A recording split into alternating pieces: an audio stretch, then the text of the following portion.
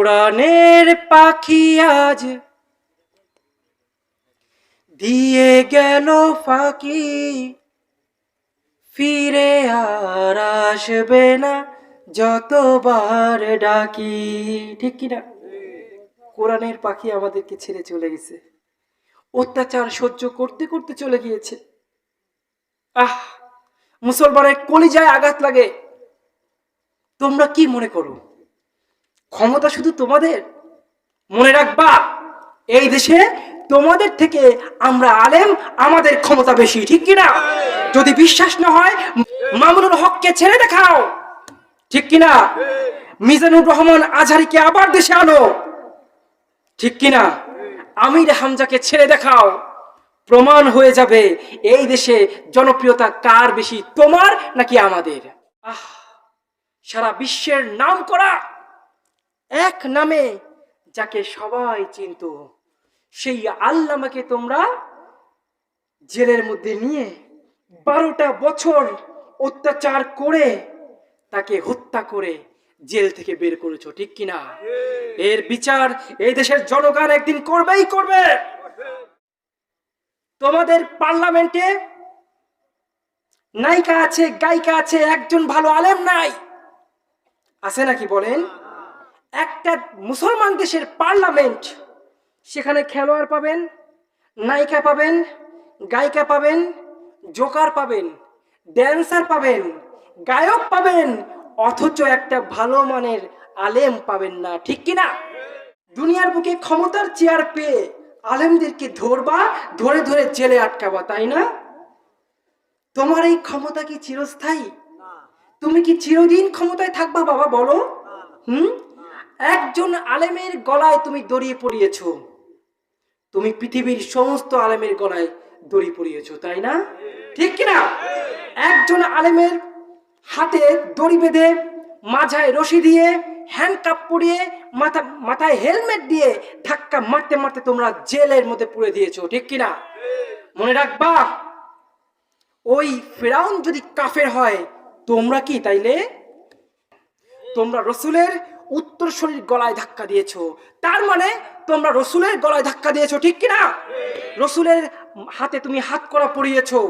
কি অন্যায় ছিল তাদের, কি অপরাধ ছিল তাদের?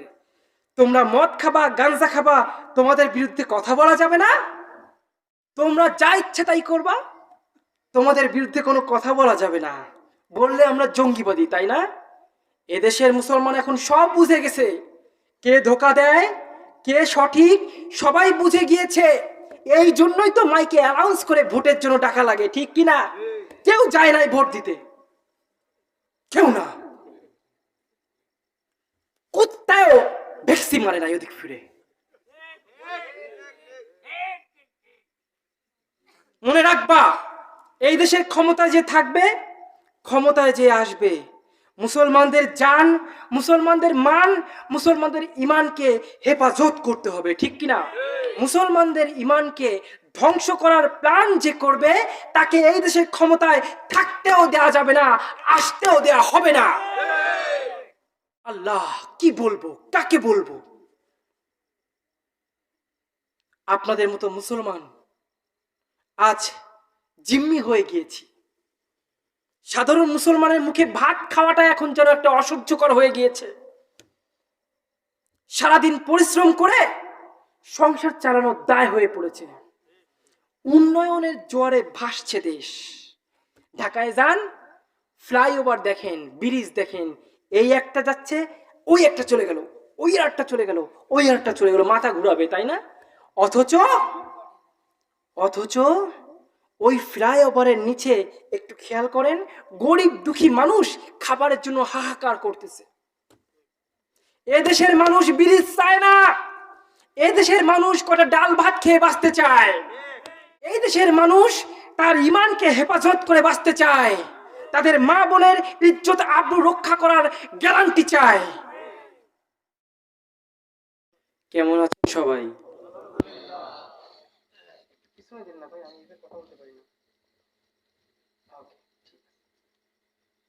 আলহামদুলিল্লাহ। আজ থেকে প্রায় 20 বছর আগে ছোট্ট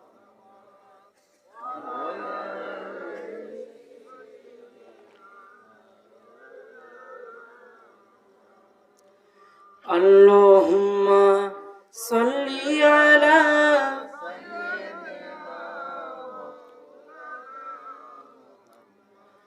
وعلى آل سيدنا مولانا محمد হেরারে গুহায় তোমারি ধ্যান আসমান থেকে নামে আল কোরআন হেরার গুহায় তোমারি ধ্যান আসমান থেকে নামে আল কোরআন ভাঙলো সবার ভুল তোমারি পরে আসলো সবাই ছায়া তলে হে রাসূল তোমাকে ভুলি আমি কেমন করে হে রাসূল তোমাকে ভুলি আমি কেমন করে আল্লাহুম্মা সাল্লি আলা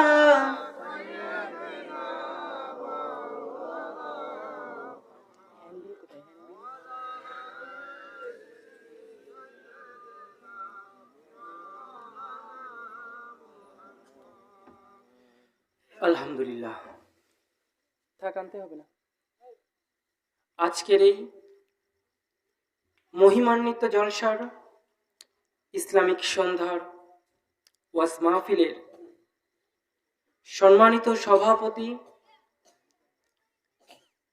প্রধান বক্তা এবং আমার পূর্বে যারা আপনাদের সামনে মূল্যবান তাকরির পেশ করেছেন পর্দার আড়ালে কি অবস্থা আছে মা বোনের জন্য পর্দার আড়ালে মা ও বোনেরা এবং আমার সামনে উপবিষ্ট প্রাণপ্রিয় তাওহীদি জনতা সবাইকে অন্তরের স্থল থেকে জানাচ্ছি আসসালামু আলাইকুম ওয়া রাহমাতুল্লাহ। সবটুকু ভালোবাসা শ্রদ্ধা ভক্তি এবং বিনয় সেই মহামানুষ যাকে সৃষ্টি না করলে কোনো কিছুই সৃষ্টি হতো না। তিনি হলেন দোজাহানের সর্দার নূরুন আলা নূর নূরে মুজাসসাম হাবিবিনা সাইয়্যিদিনা হযরত মাওলানা মুহাম্মদ সাল্লাল্লাহু তাআলা ওয়া আলা আলিহি ওয়া আসহাবিহি ওয়া বারাকা ওয়া সাল্লাম। আসুন তার জন্য বুকে হাত রেখে অন্তর থেকে একবার দরুদ পাঠ করি সাল্লাল্লাহু আলাইহি ওয়াসাল্লাম। আল্লাহ তাআলা যেন তার রওজা মুবারককে আমাদের জিয়ারত করার তৌফিক দান করেন, বলেন আমিন। সবাইকে যেন মদিনায় যাওয়ার তৌফিক দান করেন, বলেন আমিন। মদিনার নাম কত মধু,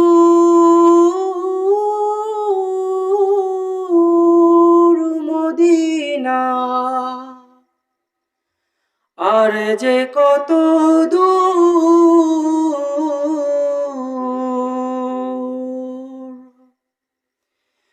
মদিনার নাম কত মধু, মদিনা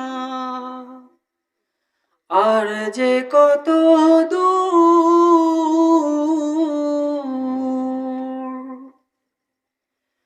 আমি অসহায় তাই এত দূরে রই, আমি অসহায় তাই এত দূরে রই, শুধু সালাম জানাই, যাইতে পারলাম না মদিনা, দেখিতে পারলাম না মদিনা, যাইতে পারলাম না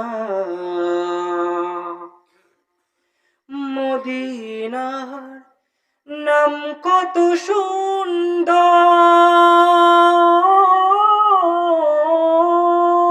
মদিনা কেড়েছে অন্তর।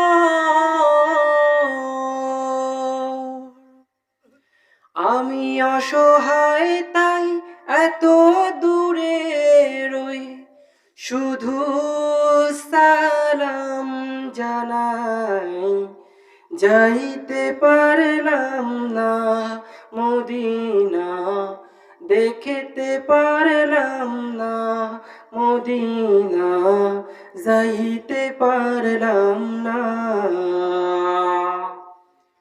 আল্লাহ তাআলা আমাদের সবাইকে মদিনায় যাওয়ার তৌফিক দান করুন, বলেন আমিন। জোরে বলেন না আমিন। আজকে যে আপনারা এখানে এসেছেন, কয় টাকার বান্ডিল পাবেন? পাবেন নাকি 1 টাকাও? বিরিয়ানি পাবেন নাকি? তা সত্ত্বেও রাত প্রায় 12টা বাজে আপনারা এসে বসেছেন কার মোহাব্বতে? কার মোহাব্বতে? সেই মহান রব্বুল আলামিনের মোহাব্বতে আমরা এখানে এসে বসেছি এবং শয়তানের সমস্ত ধোঁকা বরবাদ হয়ে গিয়েছে। শয়তান এখনো চেষ্টা করবে আপনাকে এই ময়দান থেকে তুলে নেওয়ার জন্য। সেই জন্য ওই যে ফাঁকা জায়গাটা আছে, ওখানে এসে আপনাকে কুমন্ত্রণা দিবে। সেটা শুনে যদি আপনি চলে যান, শয়তান কিন্তু বেজায় খুশি। নারাজ কে ভাই? আল্লাহ। আমরা কি কেউ তাকে নারাজ করতে চাই? তাহলে সামনে এগিয়ে আসতে হবে, ফাঁকা জায়গা রাখা যাবে না। জিকিরের তালে তালে আসতে হবে। জিকির করুন লা ইলাহা, জোরে লা ইলাহা, লা ইলাহা। ফাঁকা জায়গা রাখা যাবে না, চলে আসতে হবে।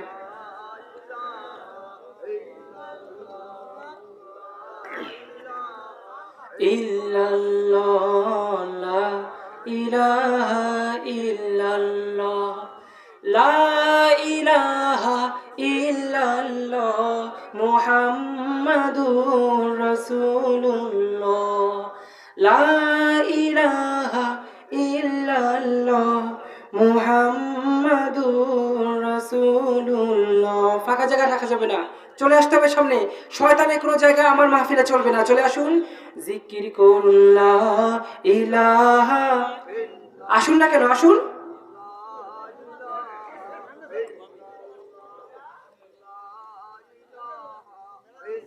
কি হয়েছে এখানে? চলে আসুন, সামনে চলে আসুন। লা ইলাহা, লা ইলাহা ইল্লাল্লাহ, লা ইলাহা ইল্লাল্লাহ, লা ইলাহা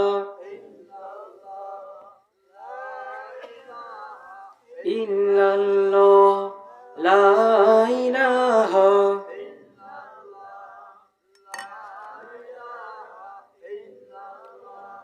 লা ইলাহা ইল্লাল্লাহু মুহাম্মাদুর রাসূলুল্লাহ সাল্লাল্লাহু। খারাপ লাগছে?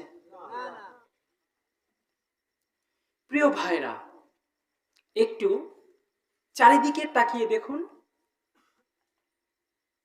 পৃথিবীতে একই মায়ের গর্ভে শুধু আপনি একা আসেননি, সমস্ত ধর্মের সমস্ত ভাইরাও কিন্তু একইভাবে মায়ের গর্ভে এসেছে, তাই না? ঠিক না? ও আমার ভাইরা, একটু চিন্তা করে দেখুন, এই পৃথিবীর বুকে আপনি যেমন মুসলমান মায়ের পেটে এসেছেন, ঠিক ওই একইভাবে হিন্দু মায়ের পেটেও একজন এসেছে, ঠিক না? একজন খ্রিস্টান মায়ের পেটে এসেছে একজন সন্তান, একজন নাসারা মায়ের পেটেও এসেছে একজন সন্তান, একজন বৌদ্ধ মায়ের পেটে এসেছে একজন সন্তান। পৃথিবীর যত মানুষ আছে সবারই আসার সিস্টেম কিন্তু একই রকম, তাই না? কিন্তু আমার বাবারা, একটু চিন্তা করে দেখুন, যখন পৃথিবী থেকে যাওয়ার সময় হয় তখন যাওয়ার নিয়মটা ভিন্ন ভিন্ন হয়ে গিয়েছে। আপনি মুসলমান, আপনার মৃত্যুর পর আপনার লাশটাকে দাফন করে দেওয়া হবে কবরে। আবার একজন হিন্দু যখন মারা যাবে তখন তার লাশটাকেও পুড়িয়ে ফেলা হবে চিতায়, তাই না? ঠিক একইভাবে একজন খ্রিস্টানের লাশটাকে কফিনের মধ্যে মুড়িয়ে দাফন করে দেওয়া হবে। একজন বৌদ্ধের লাশ অর্ধেক মাটিতে আর অর্ধেক মাটির উপরে দাফন করা হবে। ও আমার বাবারা, ও আমার মায়েরা, এই পৃথিবী থেকে অন্যান্য ধর্মের অন্যান্য মানুষ কেমন করে বিদায় নিল তাই দিয়ে আমার আল্লাহর কিছু যায় আসে না। আমার আল্লাহর সমস্ত চিন্তা, সমস্ত ভাবনা, সমস্ত ভালোবাসা শুধুমাত্র মুসলমানদের জন্য, তাই না? এই জন্যই পবিত্র কোরআনে আল্লাহ তাআলা বারবার মুমিনদের, ইমানদারকে লক্ষ্য করে বারবার নানা রকম ওয়ার্নিং দিয়েছেন, নানা রকম কথা বলেছেন, তাই না? কিন্তু কাফেরদের জন্য মৃত্যুর পর কি কোনো হিসাব আছে বলেন? একটাই মাত্র কথা হবে, কেন আমার উপরে ঈমান আনো নাই? উত্তর দিতে পারলো না, চলে গেল কোথায়?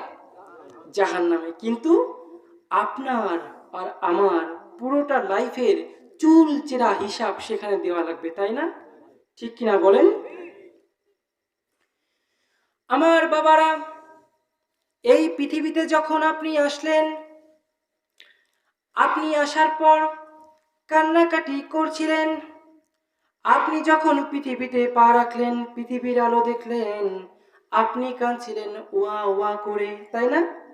আচ্ছা বলেন তো, পৃথিবীতে আসার পর কেউ কি আপনাকে লাঠি দিয়ে পিটাইছিল? পিটায়নি। কেউ কি আপনার গায়ে চড় মেরেছিল? থাপ্পড় মেরেছিল? তাও মরে নাই। তবুও কেন কান্নাকাটি করেছিলেন বলেন? কান্নার কারণটা কি ছিল? একটা না একটা কারণ থাকবে, তাই না? আর সে কি কান্না? চিৎকার করে হাউ মাউ করে কান্না শুরু করে দিয়েছিল, তাই না? কেন কান্না করেছিলেন আপনি বলেন? আমার নবী বলছেন, শোনেন, একটা বাচ্চা জন্ম নেওয়ার পরে কান্নাকাটি করছিল। আরবিতে ওয়া হুয়া মানে তিনি কে, মানে কি? মানে কি বলেন? ওয়া হুয়া মানে তিনি কে? ও আমার বাবারা, এই পৃথিবীর বুকে আপনি এসেও ঠিক একইভাবে কান্না করেছেন। আমার রাসূল সাল্লাল্লাহু আলাইহি ওয়াসাল্লাম বাচ্চাটির কাছে এগিয়ে গেলেন। এগিয়ে গিয়ে কানের কাছে তার মুখের কাছে কানটি নিলেন। কানটি নিয়ে শুনলেন বাচ্চা কান্নার ছলে কি বলে, কি বলে। বাচ্চা কান্নাকাটি করছে ওয়া হুয়া, অর্থাৎ তিনি কে, তিনি কে? এতদিন যার কাছে ছিলাম, যে জান্নাতে বসবাস করতাম, সেখান থেকে আমি কোন জায়গায় এসেছি, কাকে ছেড়ে এসেছি, তার কথা তো আমার মনে পড়ছে না, ঠিক কিনা? তাই কান্নার ছলে প্রশ্ন করেন, তিনি কে, তিনি কে? এই কান্নার জবাব আমার রাসূল সাল্লাল্লাহু আলাইহি ওয়াসাল্লাম দিচ্ছেন। একের পর এক আমার রাসূল এই কান্নার জবাবটা দিয়ে যাচ্ছেন। শুনবেন নাকি? শুনবেন? আল্লাহ। जिंदगी में बंदगी तू करना है, जिंदगी बे बंदगी शर्मिंदा है, जिंदगी बे बंदगी शर्मिंदा है। रसूल करीम বাচ্চাটি কানে মুখ লাগিয়ে বলতে লাগলেন। বাচ্চাটি প্রশ্ন করছেন, ওয়া হুয়া, তিনি কে, তিনি কে? রাসূল বলছেন, আল্লাহু আকবার, আল্লাহু আকবার, আল্লাহু আকবার,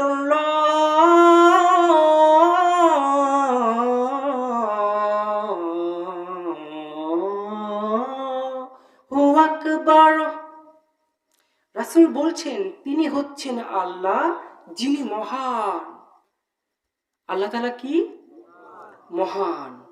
কেন আল্লাহ তাআলা মহান কেন? কারণটা কি? কারণ একটা আছে না?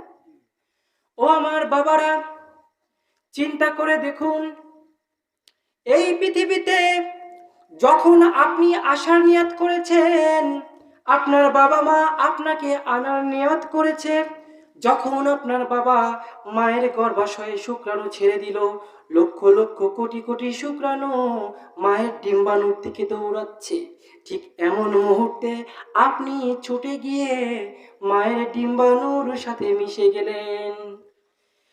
গেলেন। ও আমার বাবারা, জন্ম থেকেই পৃথিবীতে আসার শুরু থেকেই আপনার প্রতিযোগিতা শুরু হয়ে গিয়েছে, তাই না? সেদিন যদি আপনি না এসে অন্য কেউ আসতো, তবে মায়ের গর্ভে আপনি আসতেন না, অন্য কেউ জন্ম নিত, ঠিক না? তার মানে পৃথিবীতে আসা মাত্রই আপনার প্রতিযোগিতা শুরু, তাই না? খারাপ লাগছে? খারাপ লাগছে মনে হয়। কথা বলছেন না যে? জমে গেছেন শীতে? একটা তাকবীর দেন তো, লিল্লাহে তাকবীর। জোর হলো না, লিল্লাহে তাকবীর। ও আমার বাবারা, আল্লাহ তাআলা কেন মহান একটু শোনো। মায়ের গর্ভের সাথে তুমি যখন অ্যাটাচ হয়ে গেলে, ঠিক এইভাবে মায়ের গর্ভে তোমার বয়স যখন 40 দিন, কয়দিন? তুমি একটা রক্তপিণ্ড হয়ে মায়ের গর্ভে ছিলে, তোমার শরীরে কোনো জান ছিল না। এরপর তোমার শরীরে তোমার ওই রক্তপিণ্ডর মধ্যে রূহ ঢুকাই দিল কে? হযরত আদম আলাইহিস সালামের বডি উপর করে শোয়া আছে জান্নাতের মধ্যে। আল্লাহ তাআলা রূহকে আদেশ করলেন, যাও ভিতরে যাও। রূহ যখন ভিতরে গেল, এক চক্কর মেরে বের হয়ে আসলো। বের হয়ে এসে বলে, হে আল্লাহ, কোথায় ঢুকাইছো? এইটা তো মাটির একটা পুতুল, এর মধ্যে আমার দম বন্ধ হয়ে যায়, আমি থাকতে পারবো না, আমি ওর ভিতর যেতে পারবো না। ও আমার বাবারা, এরপর আল্লাহ তাআলা বললেন, হে আমার রূহ, হে আমার বান্দা, তুমি যাও, তুমি বডির ভেতরে যাও। বডির ভেতরে যাওয়ার সাথে সাথেই বডি তোমার উপযুক্ত হয়ে যাবে। এরপর রূহ গেল কোথায়? বডির ভেতরে।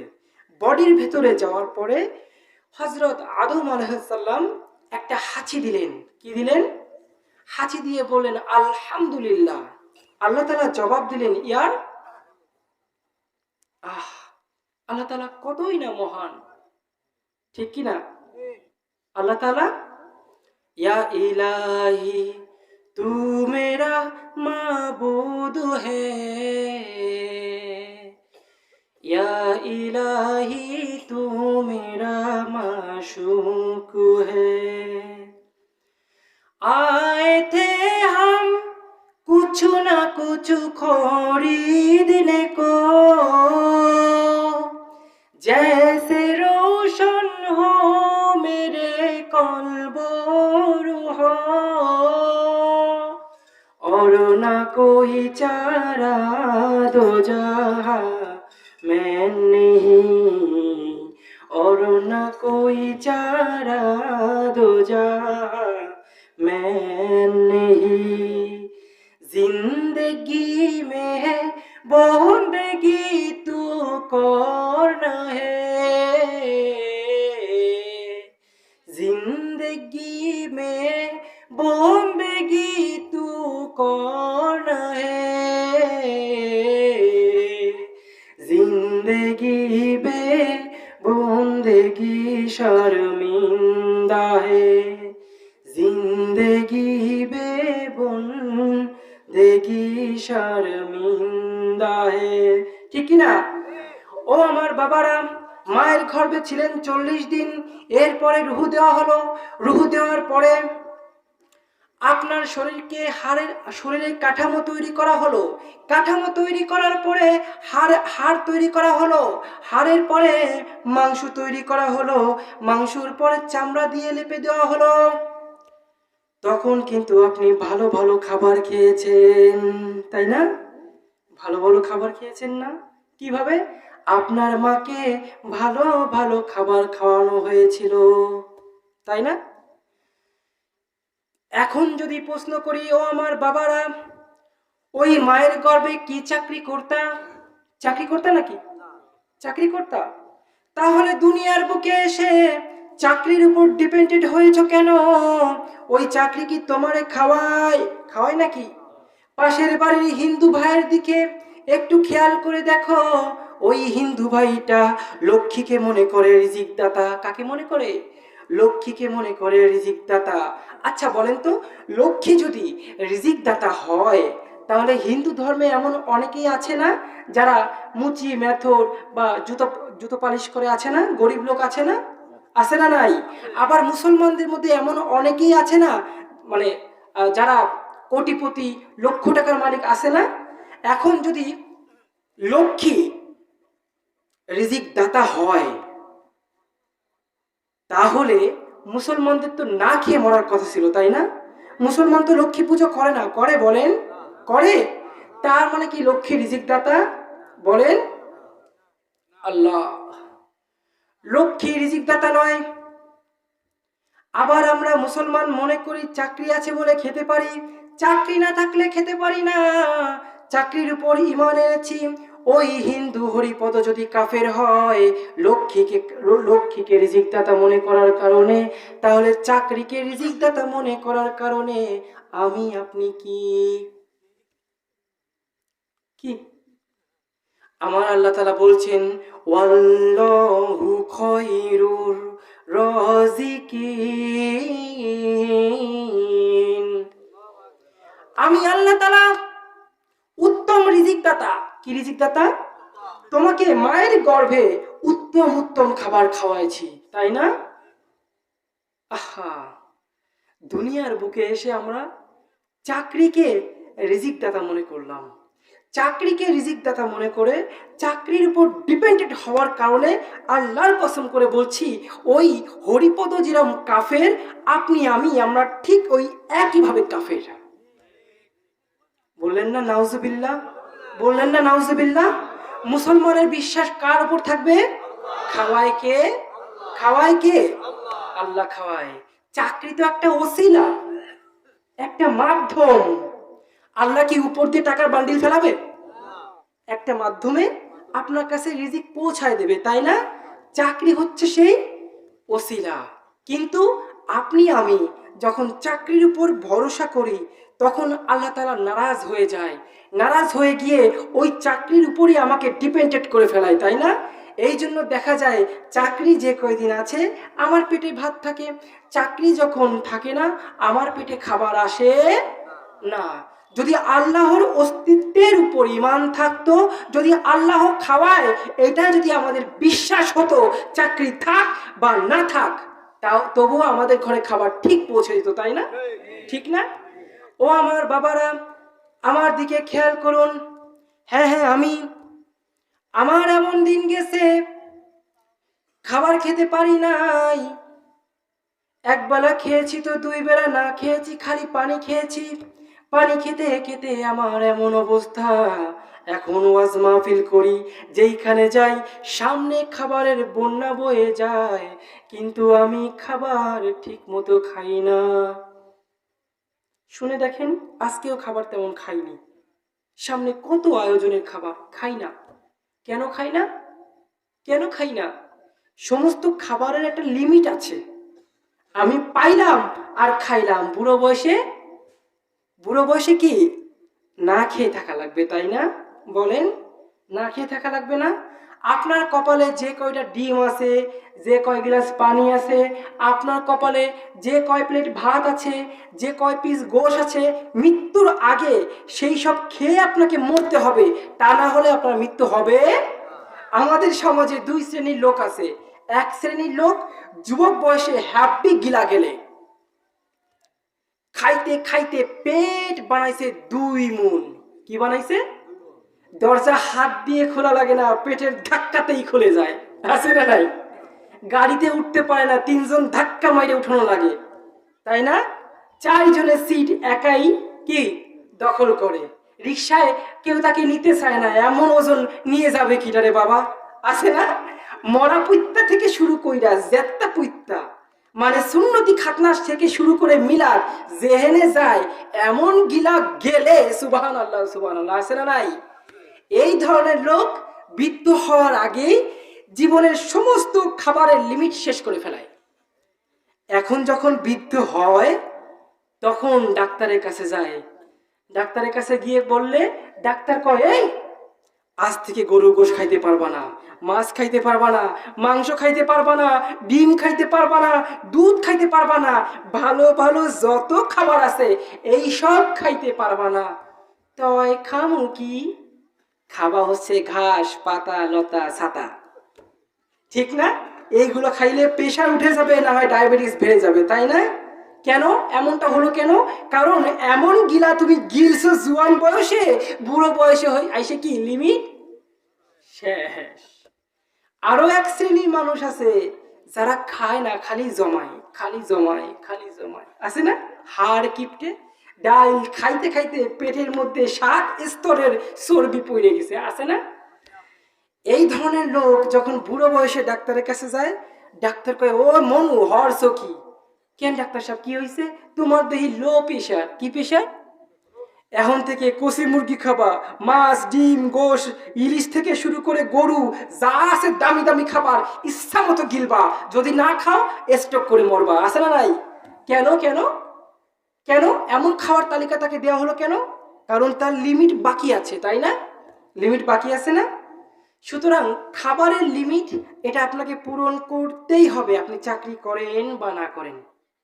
আবার তাই বলে চাকরি মাকরি ছাইড়ে দিয়েন না আমার কথা শুনে যে হুজুর কইছে ঘরে খাবার অটোমেটিক চলে আসবে। হ্যাঁ, ঘরে খাবার অটোমেটিক চলে আসবে, এবং আল্লাহ তাআলা এর আগেও খাওয়াইছে, এর প্রমাণ দিছে না? মুসা আলাইহিস সালামের কওমকে 40টা বছর জান্নাতের খাবার খাওয়াইছে না? সেই খাবারের নাম ছিল মান্না সালোয়া, সরাসরি জান্নাত থেকে আসমান থেকে নামতো এবং মানুষ সেইগুলো দেখতেও পেত। সুবহানাল্লাহ কইবেন না? আচ্ছা বলেন তো, সেই মুসা আলাইহিস সালামের কওমের মূল্য বেশি, না আমরা উম্মতে মুহাম্মাদি আমাদের মূল্য বেশি আল্লাহর কাছে? তাহলে মুসা আলাইহিস সালামকে যদি খাওয়াতে পারে, আমাদেরকে কি খাওয়ানো সম্ভব না? নাকি জান্নাতে খাবার কমে গেছে? নাকি সেই আল্লাহ মরে গেছে? সেই আল্লাহই আছে। সব কিছু ঠিক আছে, খালি আমাদের ঈমানটা দুর্বল হয়ে গিয়েছে, তাই না বাবা? খারাপ লাগছে? খারাপ লাগছে? আহা, হুজুরে পাক সাল্লাল্লাহু আলাইহি সাল্লামের সময় 4-5 জন মানুষ মসজিদে নববীতে বসে সারাদিন জিকির করে আর নামাজ পড়ে। নবী করিম ফজরের সময় দেখলেন, জোহরের সময় তাকে দেখলেন, আসরের সময়ও তাকে দেখলেন, মাগরিবে দেখলেন, এইভাবে পরের দিন আবার আসরের পর দেখলেন, আসর পর্যন্ত দেখলেন। ঠিক পরের দিন মাগরিবের সময় নবী করিম সাল্লাল্লাহু আলাইহি সাল্লাম তাদেরকে প্রশ্ন করলেন, এই তোমরা কারা? ওরা কয়, হুজুর আমরা হচ্ছি মুসাফির। তো এখানে কি করো? হুজুর আমরা এখানে জিকির আজকার করি। আচ্ছা ভালো, তা খাও কি? হুজুর আমাদের এই জিকির আজকার দেখে পাড়া প্রতিবেশী খুশি হয়ে আমাকে ভাত রান্না করে দেয় আর তাই খাই।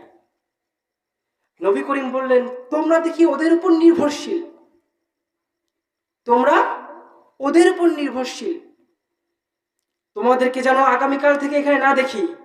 যাবা, কাজ করবা, সেই কাজের ওসিলায় আল্লাহ তোমাদের খাওয়াবে, ঠিক না?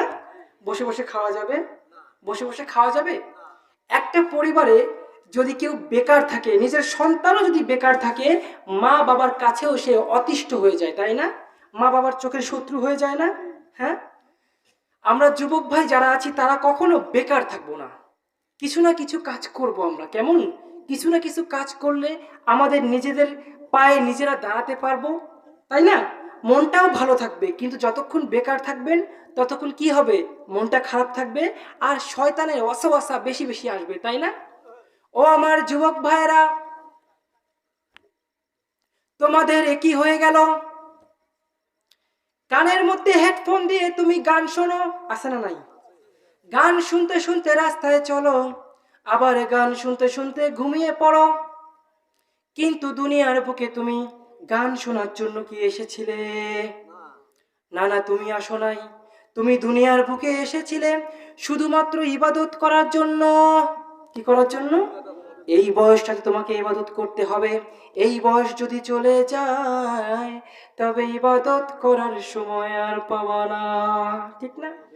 জানো না মন খালে বিলে থাকে না মিন জল শুকালে।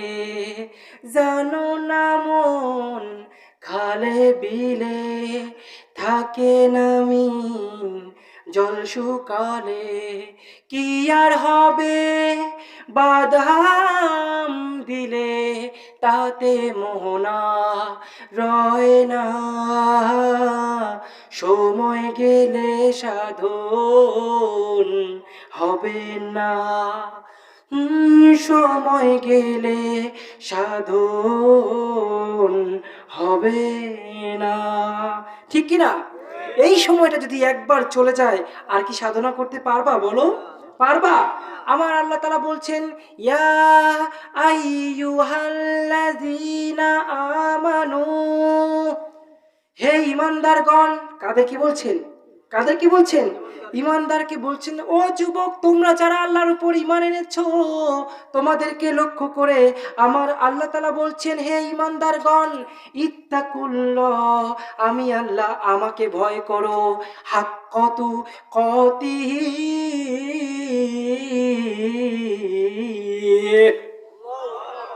সেই রকম ভয় করো যেমনটা ভয় করা দরকার, যেমনটা ভয় করা দরকার।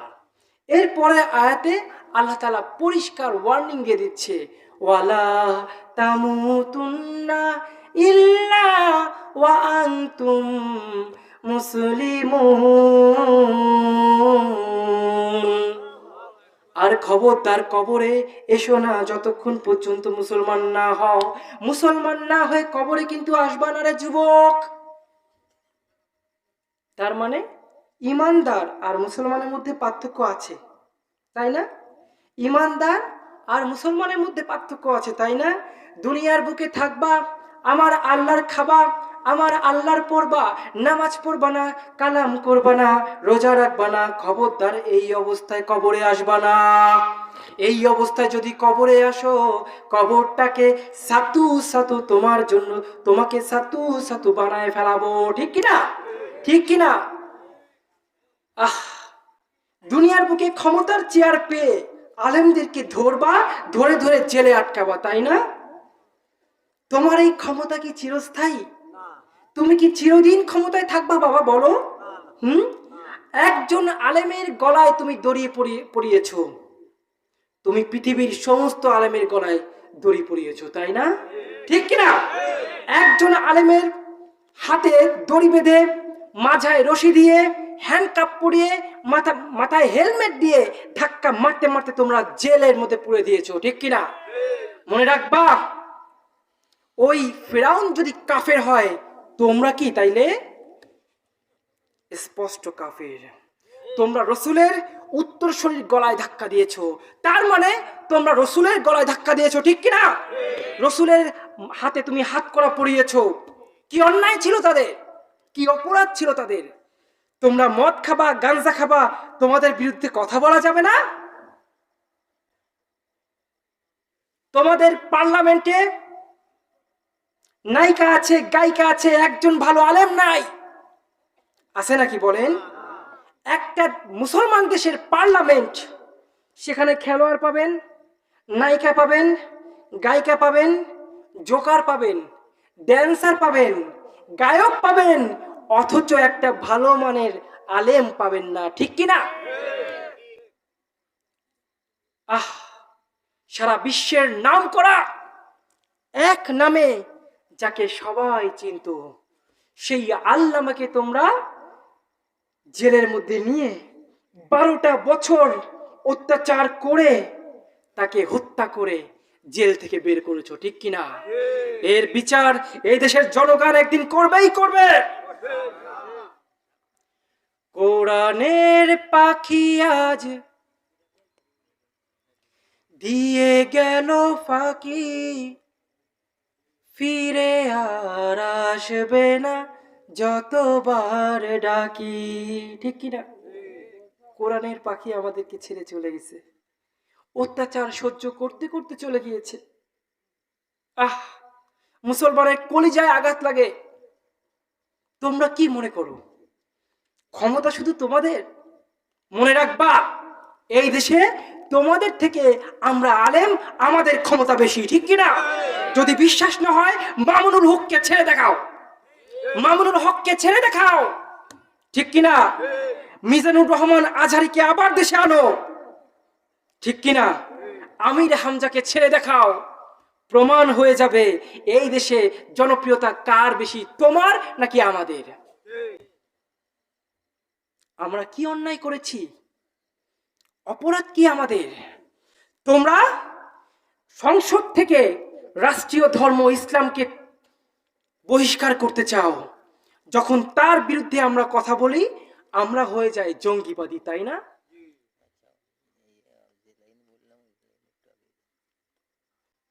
তোমরা যা ইচ্ছে তাই করবা, তোমাদের বিরুদ্ধে কোনো কথা বলা যাবে না, বললে আমরা জঙ্গিবাদী, তাই না?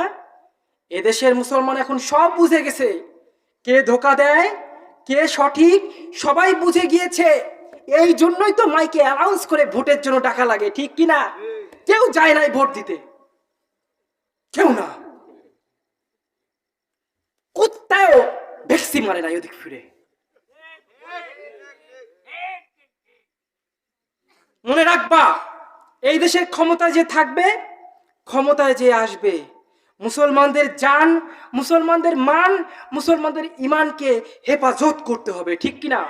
মুসলমানদের ইমানকে ধ্বংস করার প্ল্যান যে করবে তাকে এই দেশের ক্ষমতায় থাকতেও দেওয়া যাবে না, আসতেও দেওয়া হবে না। আল্লাহ, কি বলবো, কাকে বলবো? আপনাদের মতো মুসলমান আজ জিম্মি হয়ে গিয়েছি। সাধারণ মুসলমানের মুখে ভাত খাওয়াটা এখন যেন একটা অসহ্যকর হয়ে গিয়েছে। সারাদিন পরিশ্রম করে সংসার চালানোর দায় হয়ে পড়েছে। উন্নয়নের জোয়ারে ভাসছে দেশ। ঢাকায় যান, ফ্লাইওভার দেখেন, ব্রিজ দেখেন, এই একটা যাচ্ছে, ওই একটা চলে গেল, ওই আর একটা চলে গেল, ওই আর একটা চলে গেল, মাথা ঘুরাবে, তাই না? অথচ অথচ ওই ফ্লাইওভারের নিচে একটু খেয়াল করেন, গরিব দুঃখী মানুষ খাবারের জন্য হাহাকার করতেছে। এদেশের মানুষ ব্রিজ চায় না, এদেশের মানুষ কটা ডাল ভাত খেয়ে বাঁচতে চায়। এই দেশের মানুষ পদ্মা সেতু চায় না, এই দেশের মানুষ তার ইমানকে হেফাজত করে বাঁচতে চায়, তাদের মা বোনের ইজ্জত আবরু রক্ষা করার গ্যারান্টি চায়। কি বলবো, কাকে বলবো, এই কষ্ট কাকে দেখাবো? আল্লাহ, এই জন্য আমার আল্লাহ বলেন, ওয়ালা তামুতুন্না ইল্লা ওয়া আনতুম মুসলিমুন।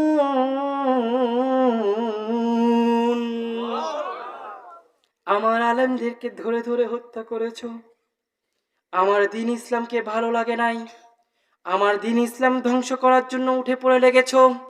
30 লক্ষ মানুষ জীবন দিয়ে যেই দেশকে স্বাধীন করেছিল, সেই দেশকে ভারতের হাতে বিক্রি করে দিয়েছো। ভারতের ইশারায় দেশটাকে তুমি চালিয়েছো। তুমি আসো, একবার কবরে আসো, একবার কবরে আসো। তোমার কবরটাকে জাহান্নামের আগুন দিয়ে জ্বালিয়ে দেব।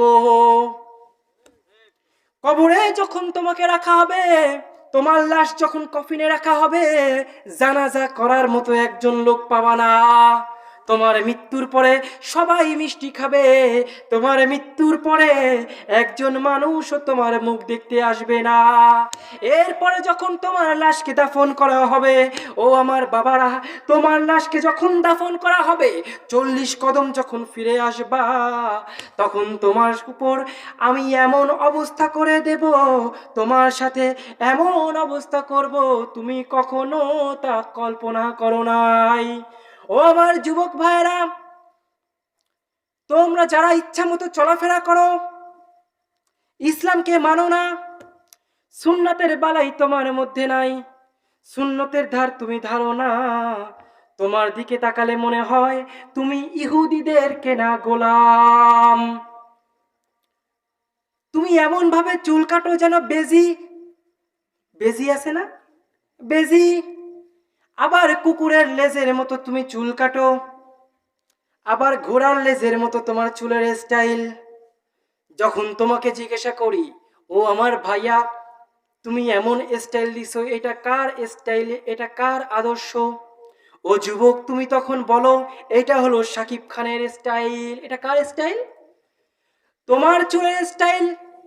তুমি শাকিব খানের স্টাইল দেখে নিজের স্টাইল ফলো করছো। ওই শাকিব খান তোমাকে চেনে নাকি? চেনে? চেনে? শাকিব খানের সঙ্গে হয়তো তোমার রোজ দেখা হয় একবার, তাই না?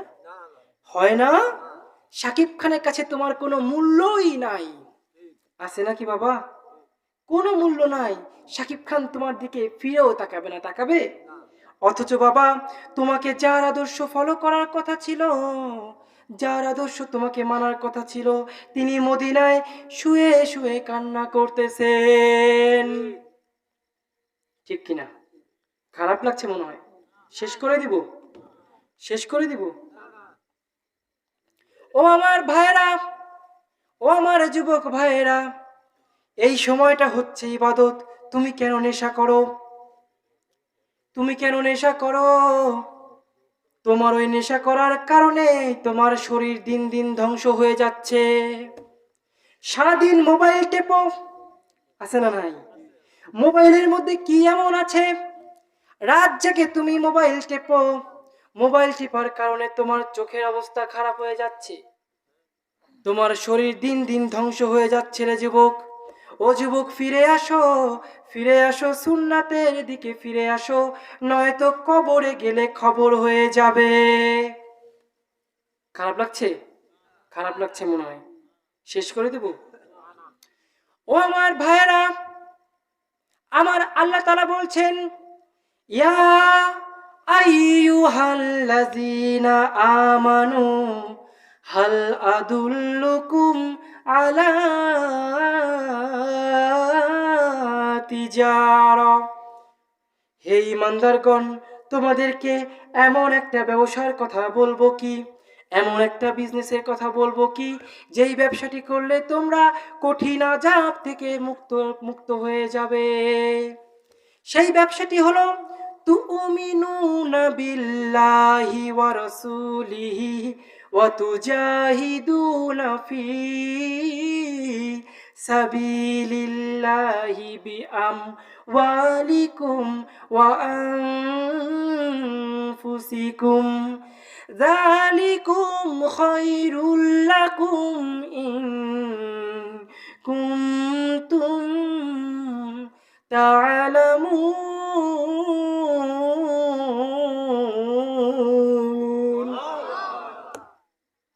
আল্লাহ। হে যুবক,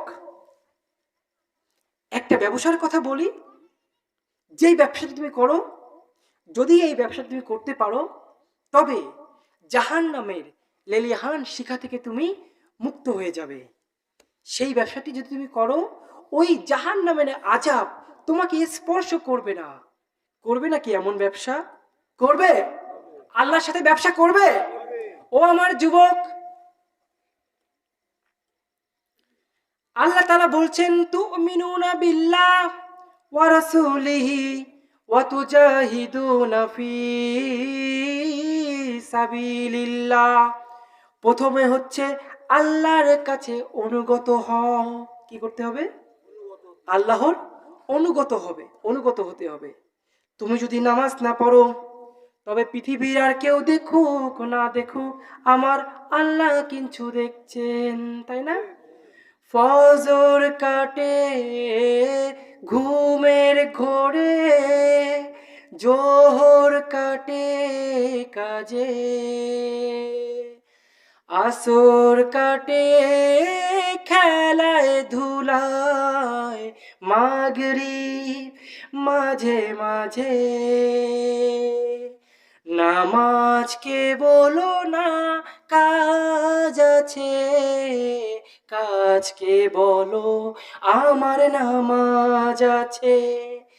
নামাজ বিহীন পরপারে কি জবাব দিবে তুমি প্রভুর কাছে? ঠিক কিনা? প্রভুর হুকুম মানো রে ভাই, থাকো তুমি যেথায়, সময় গেলে পাবে না ফিরে, মরণ তোমায় লইবে ঘিরে। নামাজকে বলো না কাজ আছে, কাজকে বলো আমার নামাজ আছে। নামাজ বিহীন পরপারে কি জবাব দিবে তুমি প্রভুর কাছে? ঠিক কিনা? ও আমার বাবারা, ও আমার যুবক ভাইরা, নামাজ পড়ো, নামাজ পড়ো। নামাজের সময় যদি তুমি দোকানে বসে চা খাও, দোকানে বসে বিড়ি খাও, তবে মনে রেখো ওই হরিপদ নামাজ পড়ে না, তুমিও কিন্তু নামাজ পড়ো না। হরিপদ যদি কাফের হয়, ওই হিন্দু লোকটা যদি কাফের হয়, তাহলে যুবক তুমি কি? বলো বাবা। আল্লাহ। ও আমার যুবক ভাইরা, নামাজের সময় যদি চাকরি হয়, তুমি চাকরি করো। চাকরি করার সময় যদি নামাজের সময় হয়ে যায়, বসকে বললে হে বস আমি নামাজ পড়বো, বস বলে না নামাজ পড়ার দরকার নাই, ম্যানেজার বলে না নামাজ পড়ার দরকার নাই, তবে মনে রেখো বসের কথা শুনে তুমি যদি নামাজ পড়া বাদ দিয়ে দাও, তুমি আল্লাহকে মানলে না, মানলে কাকে? বসকে মানলে। সুতরাং ওই হরিপদ নামাজ পড়ে না, তুমিও যদি নামাজ না পড়ো ওই বসের কথা শোনার কারণেই, মনে রেখো তুমি কাফের। খারাপ লাগে শুনতে? খারাপ লাগে? আল্লাহ, কি বলবো? কাকে বোঝাবো? পায়ে হাত ধরবো? তোমাদের কি পায়ে হাত ধরবো? পাটা আগায় দাও, আমি তোমার পায়ে হাত ধরে বলি নামাজের দিক ফিরে এসো। হেই, তোমার আর কাফেরের মধ্যে পার্থক্যটা কি? শুধু নামাজ। নামাজ ছাড়া আর কোনো পার্থক্য নাই। তুমি রোজা রাখো, একজন কাফেরও তো উপোস করে, করে না? করে কি না বলো? কিন্তু কোনো কাফের কি নামাজ পড়ে? নামাজ পড়ে না। নামাজের প্রতি এত অনীহা কেন তোমার? এত প্রতারণা কেন করো আল্লাহর সাথে? আল্লাহ কি তোমাকে কম দিয়েছেন? কম দিয়েছেন? এই পৃথিবীতে তোমার মতো কত যুবক আছে ল্যাংড়া, আছে না? হাঁটতে পারে না, আছে না? যুবক তুমি কি ল্যাংড়া?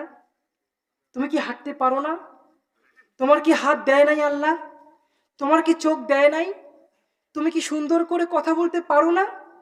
কোনো অংশে কি তুমি কম? আল্লাহ তোমাকে সব দিল, নিজ কুদরতি হাতে সুন্দর করে সাজালো। তুমি দুনিয়ার বুকে আসলে, এসে সবার আগে গাদ্দারি করলে আমার আল্লাহর সাথে। ফাবিআইয়ি আলা ই রব্বিকুমা তুকাযযিবান। হে আমার বান্দা, আমার কোন কোন নিয়ামতকে তুমি অস্বীকার করবে? তুমি চাকরির ভয়ে, চাকরি হারানোর ভয়ে নামাজ পড়ো না? ছি যুবক, ছি। অথচ পৃথিবীতে আসার পরে তোমার মায়ের বুকে, আমার মায়ের বুকে স্তন কয়টা? দুইটা কেন? একটা থাকতে পারতো, দুইটা কেন? কারণ তুমি একটা খেতে খেতে যখন শেষ হয়ে যাবে তখন আর একটা খেতে পারবা। ওইটা শেষ হলে এখানে দুধ জমা হবে, তুমি আবার এখানে খেতে পারবা, তাই না? তার মানে তোমাকে অপশন দেওয়া হয়েছে, একটা শেষ হইলে আর একটা, একটা শেষ হলে কি আর একটা, ও আমার যুবক, এই পৃথিবীর বুকে যে চাকরি করার কারণে তোমার নামাজ থেকে দূরে থাকতে হবে, ওই চাকরি বাদ দিয়ে দাও। তোমার জন্য অপশন আল্লাহ অন্য একটা লিখে রেখেছে। যুবক, আল্লাহর উপরে বিশ্বাস আনো। তোমার রিজিক যতটুকু আছে অতটুকু তোমাকে খেতেই হবে। তুমি না খেয়ে দুনিয়া থেকে বিদায় নিবা না। আবার হ্যাঁ, আবার আমাদের মধ্যে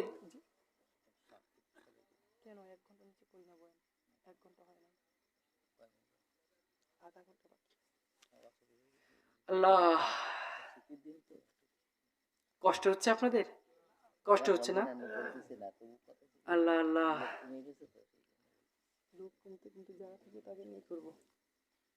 খারাপ লাগছে নাকি? খারাপ লাগছে? শেষ করে দিব? শেষ করে দিই। আপনাদের এখানে মনে হয় এত রাত পর্যন্ত জাগে না, তাই না? 11টা পর্যন্ত মনে হয় হায়েস্ট মাহফিল চলে। এমনটাই হওয়া উচিত। আমিও 11টা থেকে 11:30 পর্যন্তই বয়ান করি। কেন জানেন? রাত 3টা পর্যন্ত, 12টা পর্যন্ত বয়ান করার পরে জনগণ একটাও নামাজ পড়বে না। আর যারা যারা নামাজ পড়বে না সবগুলো দায়ভার আমার কপালে। আমি যখন জীবনে প্রথম ওয়াজ করছিলাম, আমার সুট্টু শুনে জনগণ কয় 3টা পর্যন্ত চালাও, আমিও 3টা পর্যন্ত চালাইছি। ওই প্রথম ওয়াজে আমার নিজেরই নামাজ কামাই হয়ে গেছিল। এরপর তো করছি যে আমি আর 12টার উপরে মাহফিল করব, আমি আর কি 12টার উপরে মাহফিল করব না। আমার যদি এই অবস্থা হয়, জনগণের কি অবস্থা? আল্লাহ, যুবক, ওই না ওই চাকরিটা, যে চাকরি তোমাকে নামাজ থেকে দূরে রাখে, ওই চাকরিটা ছেড়ে দাও, অন্য চাকরি তালাশ করো, নিশ্চয়ই চাকরি পেয়ে যাবা। কারণ আল্লাহ তাআলা তোমার জন্য চাকরি রেখেছেন, তোমাকে শুধু খুঁজে নিতে হবে, তাই না? আবার আমাদের মধ্যে অনেকেই আছে ব্যবসার উপর নির্ভরশীল, জমিনের উপর নির্ভরশীল, আছে না নাই? আল্লাহ জমিন তোমারে খাওয়ায় না, তোমাকে খাওয়ায় কে? আল্লাহ। ছোট্ট একটা ঘটনা বলে শেষ করে দেব। এই আপনাদের নাটোরে এক মর্মান্তিক ঘটনা ঘটেছে। নদীর পাশে একটা মানুষ ফসল চাষ করেছে, তরমুজ, তরমুজ আছে না, তরমুজ চাষ করেছে। হঠাৎ করে বন্যায় সেই 5 বিঘা জমি তলিয়ে গিয়েছে। আপনারা তো সবাই জানেন, যদি তরমুজে পানি লাগে তবে তরমুজ ভালো থাকে না। ও আমার বাবারা, পানিতে তলিয়ে যাওয়ার পরে 3 দিন পর্যন্ত পানি ছিল। ওই ব্যবসায়ী আল্লাহর কাছে কান্নাকাটি করত। আল্লাহর কাছে কান্নাকাটি করে বারবার শুধু আল্লাহকে বলে, হে আল্লাহ, আমার কাছে সহায় সম্পত্তি যা ছিল জমিনের পিছনে লাগাই দিছি। এই জমিনের যে ফসল হবে, এই ফসল আমরা বিক্রি করে 90,000 টাকা পাবো, তাই দিয়ে আবার সংসার চালাবো। হে আল্লাহ, আমার উপর রহম করো, একটু দয়া করো, পানিটাকে নামায় দাও। একদিন গেল, সেই লোক জমিনের কাছে গেল, দেখে পানি নামে নাই। দ্বিতীয় দিন গেল, নামে নাই। তৃতীয় দিন গিয়ে দেখে পানি নেমে গিয়েছে, কিন্তু কিছুটা পানি আছে। এইবার এই লোক পাগলের মতো হয়ে তরমুজগুলো ভাঙতে শুরু করলো। একটার পর একটা তরমুজ ভাঙে আর দেখে নষ্ট, একটার পর একটা তরমুজ ভাঙে আর দেখে নষ্ট। ও আমার বাবারা, এইভাবে 5 বিঘা জমি, 90,000 টাকার তরমুজ সব নষ্ট। আসমানের দিকে তাকায় তাকায় চিৎকার করে কান্দে আর বলে, হে আল্লাহ, তুমি তো আমাকে জান্নাত এমনি এমনি দিবা না, আমার মাল সম্পত্তির উপরও তো তুমি পরীক্ষা নিবা। তোমার পরীক্ষায় আমি হার মানি নাই, তুমি আমাকে যেমন রেখেছো আলহামদুলিল্লাহ। সবাই বলেন আলহামদুলিল্লাহ। এটা বলার কিছুক্ষণ পরেই দূর থেকে পানিতে যখন মাছে মানে দেয়, দাবদা পানিতে একটা আওয়াজ হয় না, সে এই আওয়াজ শুনতে পারলো। জমিনটা ছিল নদীর পাড়ে। কোথায় ছিল? নদীর পাড়ে। সে ছুটে গেল জমিনের মাঝখানে, গিয়ে দেখে বিশাল বড় একটা শাপলা পাতা মাছ, অনেক দামি মাছ, কিন্তু বিশাল বড় শাপলা পাতা মাছ। সে 3-4 জনকে ডাইকে ওটাকে নিয়ে গেল কোথায়? বাজারে। বাজারে নিয়ে 3 লক্ষ টাকায় বিক্রি করেছে। কত লক্ষ টাকায়? ও আমার বাবারা, কি বুঝলেন এর দ্বারা? আল্লাহ যদি আপনাকে পরীক্ষা নেয়ও, তবে তার বিপরীতে আপনার এই কষ্টকে সামাল দেওয়ার জন্য অন্য কোনো ব্যবস্থা ঠিকই করে রেখেছেন, ঠিক কিনা? তাই ঈমান আনবো কার উপরে? রিজিকের মালিক কে? চাকরি? চাকরি নাকি ব্যবসা? রিজিকের মালিক কে? আল্লাহর পক্ষ থেকেই রিজিক আসে। কোনো চাকরি, কোনো জমিনের মাধ্যমে রিজিক আসে না। সবাইকে আন্তরিকভাবে শুভেচ্ছা জানাচ্ছি, অভিনন্দন জানাচ্ছি। অনেক রাত হয়ে গিয়েছে, এখানে এতক্ষণ বসে বসে আমার কথাগুলো শুনলেন। আমি অধম যতটুকু বলেছি, নিজ থেকে কোনো কথা বলি নাই, আপনাদের লক্ষ্য করে আপনাদেরকে আল্লাহর সাথে কানেকশন করানোর জন্য দুটো কথা বলেছি। ভুল হলে মাফ করে দিবেন। আল্লাহ তাআলা যতটুকু বলেছি আমাদের সবাইকে তা আমল করার তৌফিক দান করুন। বলেন আমিন, জোরে বলেন না আমিন। ওয়া আখিরু দাওয়ানা আনিল হামদুলিল্লাহি রাব্বিল আলামিন। হুজুর পয়েন্টটা দোয়া করে দেন। না, আমাকে বান মারছে, আমি দোয়া করব না। আমি কোথাও দোয়া করি না। আমি দোয়া করতে পারি। আপনি দোয়া করবেন? আল্লাহ, কেউই দেখিনি। আসেন সংক্ষিপ্ত দোয়া করে দিই। হ্যাঁ, আল্লাহুম্মা আমিন। اللهم صل على محمد وعلى آل محمد كما صليت على إبراهيم وعلى آل إبراهيم إنك حميد مجيد اللهم بارك على محمد وعلى آل محمد كما باركت على إبراهيم وعلى آل إبراهيم إنك حميد مجيد হে আল্লাহ, হে পরওয়ারদিগারে আলম, দুনিয়ার সমস্ত কাজ, সমস্ত ব্যবসা, সমস্ত ব্যস্ততা রেখে এই মুহূর্তে এই জমিনের উপর একটু তাকায় দেখো, আমরা কত মানুষ তোমার এই সুন্দর ওয়াজ মাহফিলটাকে শুনেছি। হে আল্লাহ, দুনিয়াবি কোনো চাওয়া পাওয়ার জন্য নয়, দুনিয়াবি কোনো লোভ লালসার জন্য নয়, শুধুমাত্র তোমাকে খুশি রাখার জন্য। হে আল্লাহ, আমাদের দিকে তাকাও, আমাদের গুনাহের দিকে তাকায়ও না। হে আল্লাহ, আমরা যত পাপ করেছি, যত অন্যায় করেছি, যত ভুল করেছি, আল্লাহ তুমি আমাদের ক্ষমা করে দাও। হে আল্লাহ, তুমি আমাদের মাফ করে দাও। হে আল্লাহ, আমাদের জানা অজানা, আমাদের দেখা অদেখা সমস্ত গুনাহ থেকে তুমি আমাদের ক্ষমা করে দাও। আমাদের মধ্য থেকে যারা কবরে চলে গিয়েছে, তাদের কবরের আযাবকে তুমি বন্ধ করে দাও। আল্লাহ, তাদের কবরের আযাবকে তুমি বন্ধ করে দাও। হে আল্লাহ, আমাদের হালাল রিজিক খাওয়ার তৌফিক দান করো। হে আল্লাহ, আমাদেরকে হালাল রিজিক দান করো। হে আল্লাহ, আমাদেরকে তোমার উপর পরিপূর্ণভাবে ভরসা করার তৌফিক দান করো। দুনিয়াবি লোভ লালসা থেকে দূরে রাখো। হে আল্লাহ, আমাদেরকে সকল বালা মুসিবত থেকে হেফাজত করো। হে আল্লাহ, আজকের এই মাহফিল যারা আয়োজন করেছেন, তাদের উদ্দেশ্যকে তুমি কবুল করো। আল্লাহ, এই মসজিদটাকে তুমি কবুল করে নাও, এই মসজিদকে তুমি দিন দিন উন্নতির দিকে নিয়ে যাও। আল্লাহ, হে আল্লাহ, তুমি আমাকে মাফ করে দাও। হে আল্লাহ, আমি নতুন ইসলাম গ্রহণ করেছি, সমস্ত ধর্মকে উপেক্ষা করে তোমার ধর্মকে বেছে নিয়েছি। আল্লাহ, যদি কোনো ভুল করে থাকি আমাকে তুমি মাফ করে দাও। আল্লাহ, আমাকে তুমি মাফ করে দাও। আল্লাহ, ইমানটা আমাদের সবাইকে তুমি ইমানের সাথে মৃত্যু দিও। আল্লাহ, মৃত্যুর আগে আমাদেরকে মুসলমান করে নিও। আল্লাহ, আল্লাহুম্মা সাল্লি আলা মুহাম্মাদিন নাবিয়্যিল উম্মিয়্যি ওয়া আলা আলিহি ওয়া আসহাবিহি আজমাইন বিরহমাতিকা ইয়া আরহামার রাহিমিন।